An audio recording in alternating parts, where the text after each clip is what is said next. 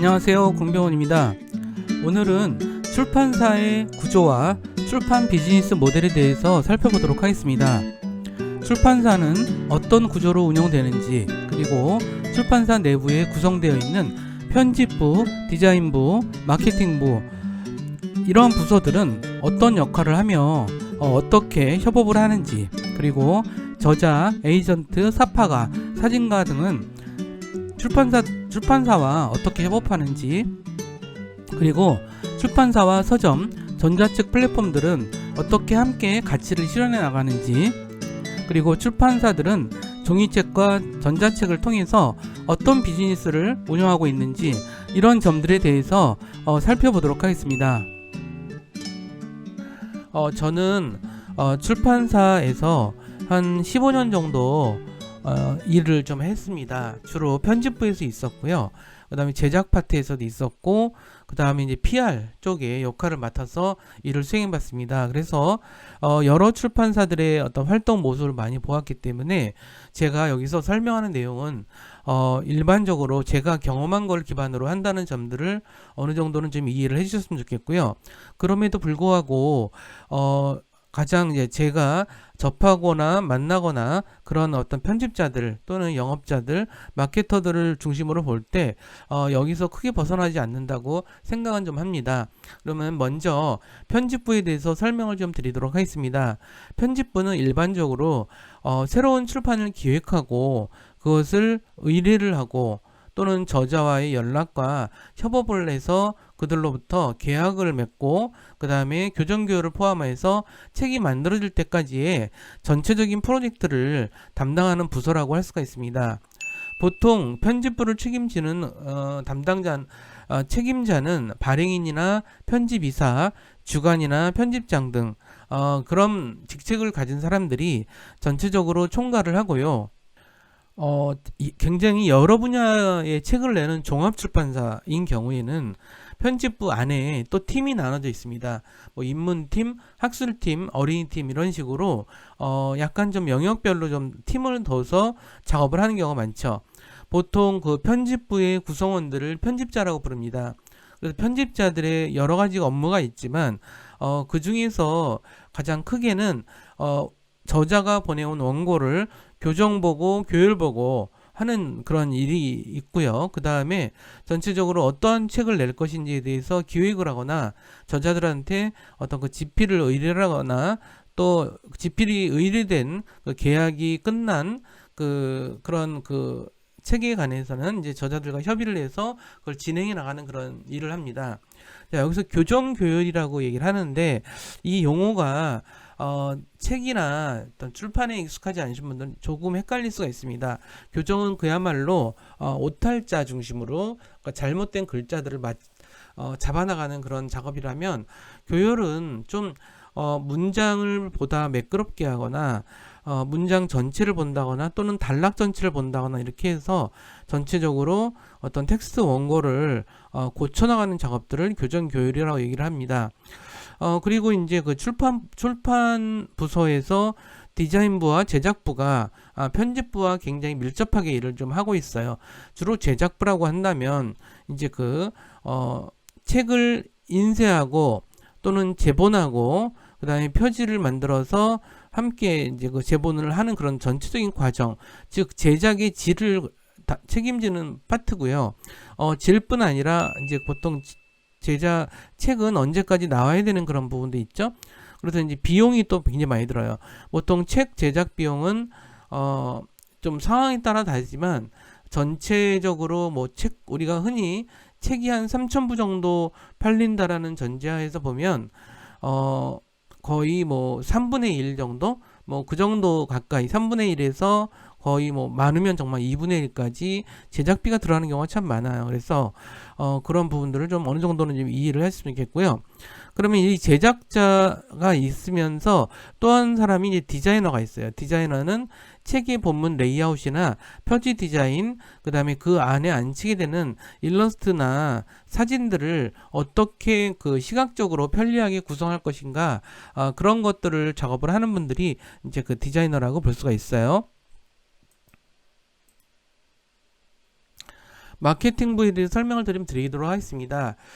책이 나오면 책이 보통의 그 서점에 판매되는 책은 상품으로서의 책이거든요. 그렇기 때문에 판촉과 홍보가 필요해요. 마케팅 책임자 또는 실무자들은 브랜드를 가치를 개발하고 보호하는 그런 업무를 수행합니다. 그래서 마케팅부의 구성원들은 편집자와 협의하면서 뭐 카피를 미리 준비해 놓는다거나 서지 정보를 서점에 제공한다거나 또는 카탈로그나 브로셔, 웹사이트, 우편물, 이메일 이메일 프로모션 이런 것들을 다 준비하죠. 뿐만 아니라 어떤 홍보 이벤트나 저자 사인회, 강연회 등도 마케팅부에서 보통 맡아서 합니다. 물론 이게 이제 개별 출판사에 따라서 조금 다를 수는 있지만 보통 이제 이런 부분이 좀 있어요. 판매부와 영업부가 있어요. 주로 이제 판매부와 영업부는 책의 유통을 책임지면서 최종 소비자에게 전달되는 과정까지를 이제 관리하는 측면이 가깝죠. 그렇기 때문에 이럴 때는 이제 영업부에서는 주로 거래처 즉 서점 담당자 또는 서점이 아닐 수도 있어요. 그래서 이제 이런 어떤 대형 부수를 납품한다거나 뭐 이런 것들, 그 다음에 신간 타이틀의 판매를 좀 촉진하기 위한 여러 가지 거래처나 유통망을 이제 관리하는 그런 작업들을 판매부 영업부에서 이제 관리를 하고 있고요. 그 다음에 이제 큰 출판사 같은 경우는 유통관리부서가 있어요. 책의 재고와 유통을 하고, 그 다음에 제작된 책을 들어왔을 때 그걸 입고를 잡고 뭐 이런 일들을 좀 하고 있죠. 그 다음에 이제 총무부가 있는데, 총무부는 주로 재정을 관리하는 부서입니다. 판매 추이를 살피고 판매 수익과 저작권 수익을 다루어서 인세와 수수료 등을 지급하는 뭐 그런 일들을 총무부에서 하고 있습니다. 그런데 요즘에 이제 이 설명과 더불어서 이제 제가 이야기하고 싶은 건 이런 겁니다. 최근 들어서 원래부터도 출판사는 5인 이하 출판사가 굉장히 많았어요. 거의 뭐 80%에 육박한다 그럴 정도로. 그래서 출판사들은 굉장히 그 영세한 규모를 가지고 있어요. 그래서 보통 이제 그 대표와 편집자 한 명과 편집자 한 명, 뭐 마케터 한 명, 그 다음에 이 정도에서 3명 또는 이제 더 많으면 이제 내부의 어떤 격리나 또 총무부 이런 일을 맡는 사람 4명, 뭐 그 정도, 4~5명 정도가 이렇게 많이들 했었고요. 근데 최근 들어서 또 다른 변화는 뭐냐면 1인 출판사가 많아졌다는 거예요. 1인 출판사는 대표 혼자서 다 하는 거죠. 그래서 제가 이러한 출판사의 구조를 설명하는 이유 중에 하나는 뭐냐면 혼자서 출판을 한다고 해서 이 역할이 다 없어지는 건 아니에요. 그러면 대표 혼자서 이 많은 역할을 할까요? 많은 역할을 하기도 해요. 하지만 어느 정도는 이런 것들을 외부 업체에다가 이 일을 맡기는 거죠. 비용을 주고 맡기는 경우가 많아요. 예를 들어서 마케팅하는 어떤 그런 전문 실무자들한테 자신의 회사에 이런 마케팅을 맡긴다거나, 아니면 총무부 같은 경우도 이제 그 전문 업체한테 통째로 맡겨서 한다거나 이제 이런 식들이 많다라는 거죠. 예를 들어서 이제 요즘엔 전자책만을 거의 전자책을 중심으로 출판하는 출판사들이 꽤 많아요.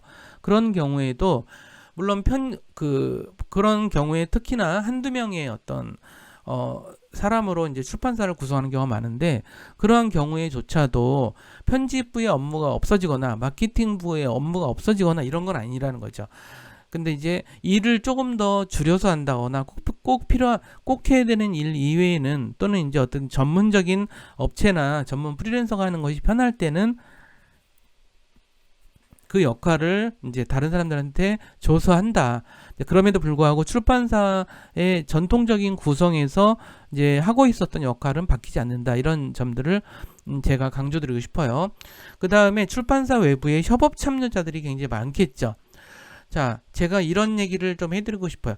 출판은 콘텐츠를 만들고 생산하는 작업, 그리고 그 다음 작업으로서는 이 만들어낸 책을 어떻게 하면은 이제 유통을 시킬 것인가, 그리고 최종 독자가 어떤 구매하게 할 것인가, 이러한 일련의 작업들을 출판 활동이라고 할 수가 있는 것 같아요.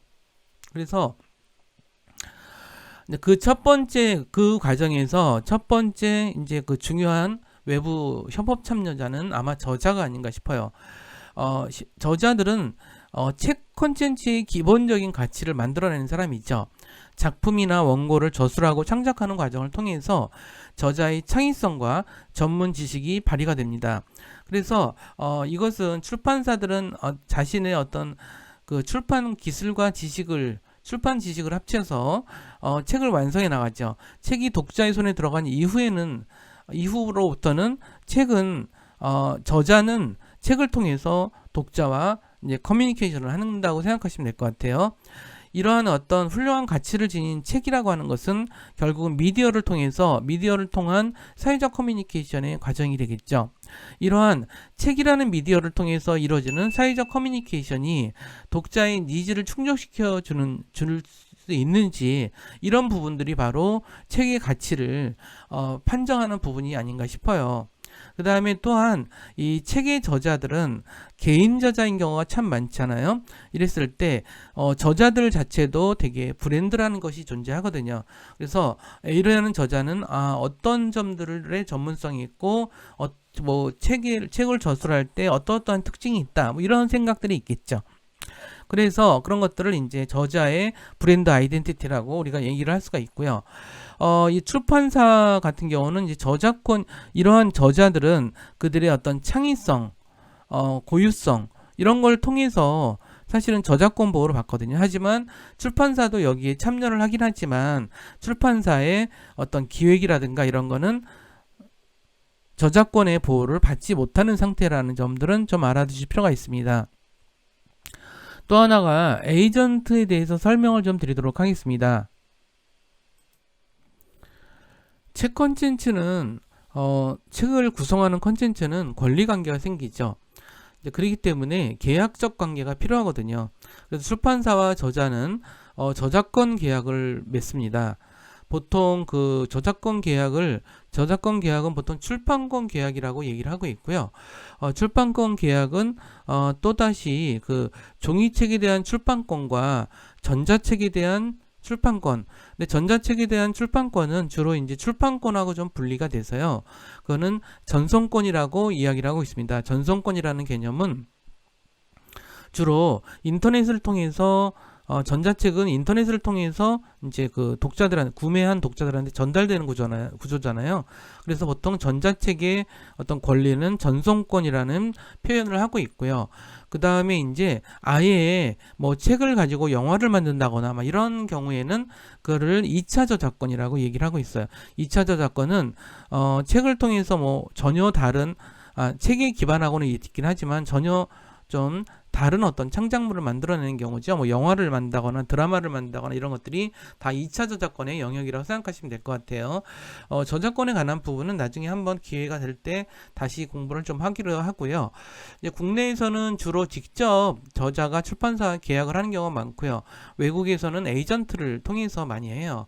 에이전트는 이제 그 저자와 출판사와의 계약을 맺어주고 또는 그 계약을 관리해주고 계약이 서로 잘 지키도록 이제 그 작업을 해주는 그런 회사를 얘기할 수 있죠.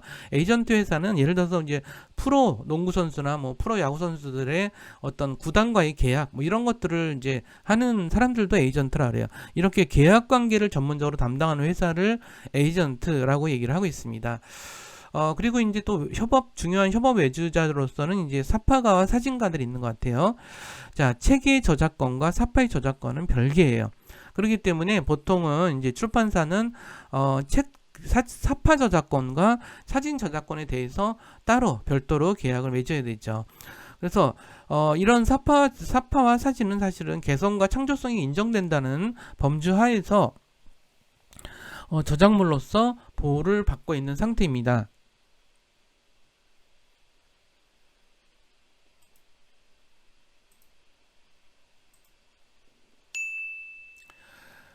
또 다른 중요 협업자로서는 서점을 들 수가 있겠죠. 그래서 제가 이거 이제 출판사를 다녀보지 않으신 분들은 이 서점의 구조, 서점과 유통망의 구조를 잘 이해를 못 하시거든요. 그래서 이걸 설명드릴게요. 원래부터 이제 우리나라가 7, 80년도에도 서점은 존재했어요. 그 다음에 서점 중에서 좀 큰 서점이 있고 작은 서점 정도가 있었겠죠.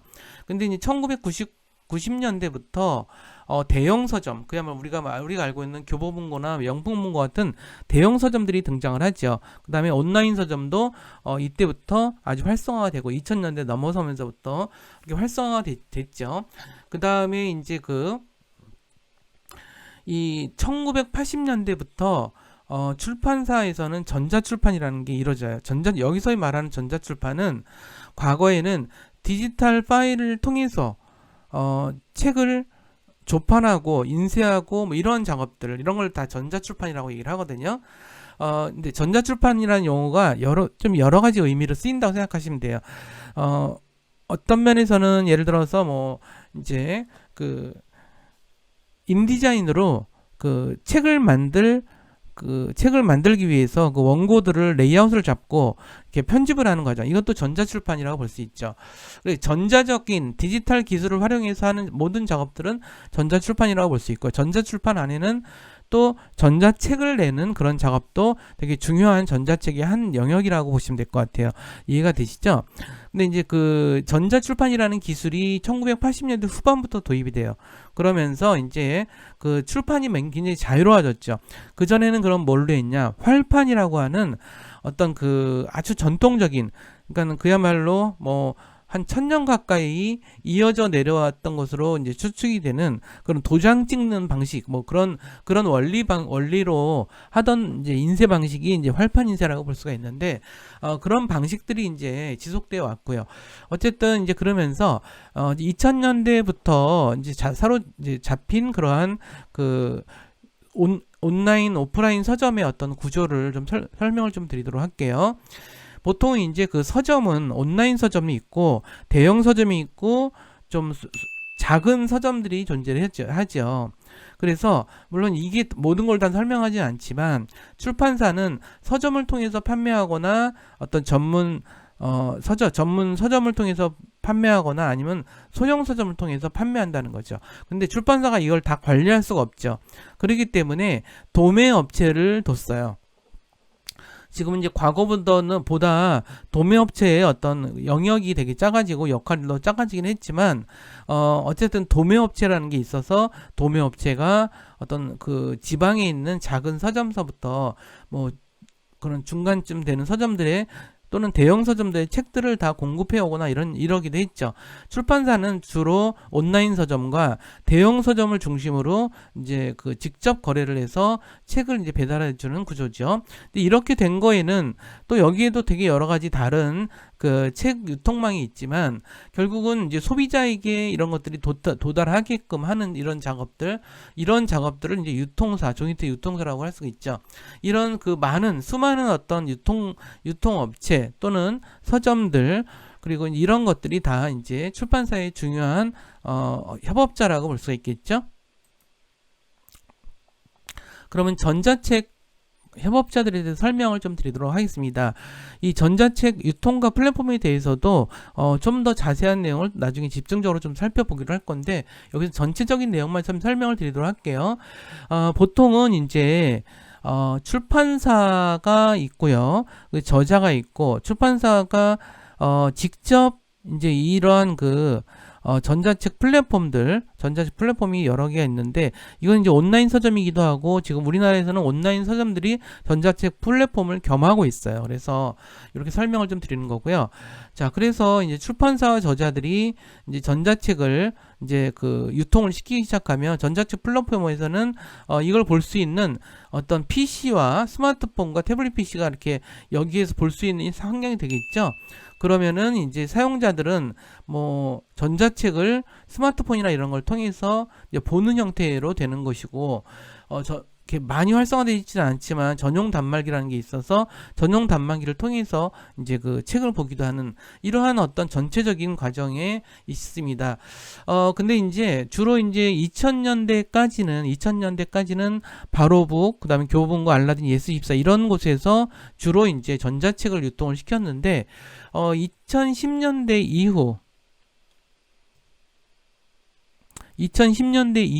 특히 후반부에 가면서 리디북스라든가 밀리 서재들이 이제 그 어떤 전자책 플랫폼으로 급성장을 하게 됩니다. 이건 뭐냐 하면 리디프사나 밀리 서재는 주로 스마트폰을 기반으로 한 전자책에 집중을 했고, 또한 어떤 그 아예 월정액을 얼마씩 내면은 책을 어느 정도 또는 대부분을 볼 수 있는 그런 비즈니스 모델을 새로 창출하면서 이런 어떤 그 급성장을 하지 않았나 이렇게 생각을 해요. 이런 점들에 대해서 좀 알아두실 필요가 있는 것 같고요. 하지만 이제 그 전통적인 출판사들은 전자책 출판에 되게 소극적이거나 하지 않거나 이랬던 것이 사실 2010년대까지 굉장히 일반적인 상황이었어요. 그래서 그러다 보니까 오히려 이제 그리고 또 그런 책들이 좀 스마트폰에 좀 안 맞는 부분도 있었고요. 그러다 보니까 주로 장르 소설이라든가 자기 개발 아니면 경제 경영 이런 책들이 주로 그 전자책으로 많이 판매가 되는 그런 추세였다, 이런 걸 좀 설명을 드리는 거고요.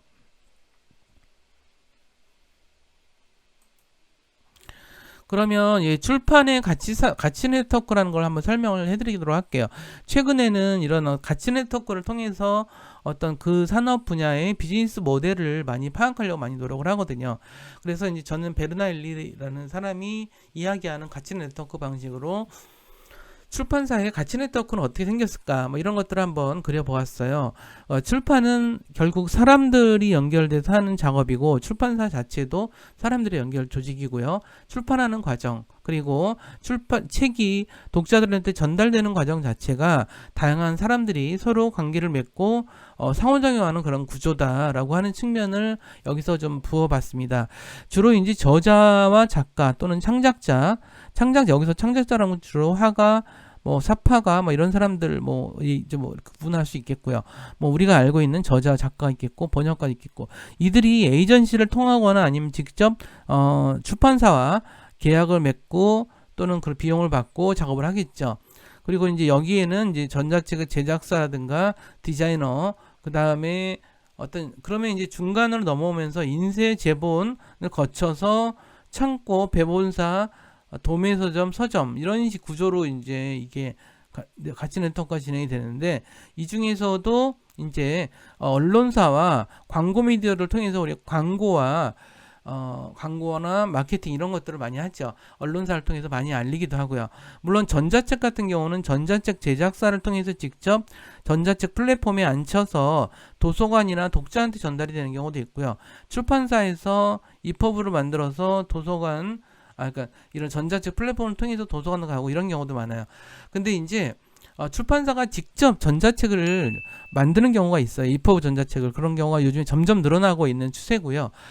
전자책을 전문적으로 만들어주는 업체도 있어요. 그래서 그런 업체가 이러한 그 전자책 플랫폼에 맞는 형태로 이렇게 만들어 나가는 과정, 이게 전체적으로 출판의 가치 네트워크를 설명하는 그림이라고 볼 수가 있습니다. 우리가 어떤 산업 분야 또는 우리가 출판사 또는 우리가 전자책 이런 부분을 우리가 생각할 때 항상 우리가 이해를 하고 있어야 될 것은 그것의 비즈니스 모델이라고 저는 봐요. 그래야만 이 비즈니스 모델인 가치 네트워크를 통해서 내가 어디 위치하는지 이런 점들을 생각할 수도 있겠죠. 예를 들어서 나는 출판사의 편집자로서 종이책을 낸다, 또는 전자책도 낸다. 아니면 나는 저자로서 책을 낸다. 출판사에 원고를 줘서 계약을 해서 책을 낸다. 또는 저자로서 직접 전자책 플랫폼에 나의 책을 EPUB으로 작성해서 판매를 직접 한다. 이럴 수도 있겠죠. 이런 여러 가지. 그럼 이런 이 전체적으로 이 출판 산업은 이와 같은 구조로 움직이고 있는데, 여기서 나는 무엇인가? 이러한 부분들, 나는 어디에 위치하고 있는가? 이런 것들이 우리의 그 되게 주된 관심사가 아닐까, 그런 생각을 좀 해봐요. 그러면 여기서는 우리가 이제 출판사 비즈니스에 대해서 다시 한번 생각을 해볼게요. 자, 우리가 원론적으로 비즈니스라고 하는 것은 기업과 고객이 상품과 서비스를 둘러싸고 이루어지는 다양한 활동이라고 볼 수가 있어요. 기업은 고객에게 상품과 서비스를 제공을 하죠. 그리고 고객은 그걸 통해서 그 비용을 이제 그 받게 되죠. 이것은 하나의 거래 관계이기도 하고요. 그러면 기업은 그 고객에게 필요한 가치를 제공하는 거죠. 그렇죠? 그러면 그 가치가 어떤 것이냐, 고객에게 꼭 필요한 가치냐, 뭐 이런 부분에서 되게 중요한 이제 원리가 있는 거고요. 그래서 결국은 출판사가 저자와 함께 어떤 고객에게 필요한 가치를 만들어내는 그런 과정, 이런 것이 출판에서의 그런 작업이 아닌가 이런 생각이 좀 들어요. 그리고 작가는 결국은 편집자와 협의하는 과정을 통해서 그 가치를 정리하고 작성하고 편집하는 이런 일련의 과정을 겪게 되죠.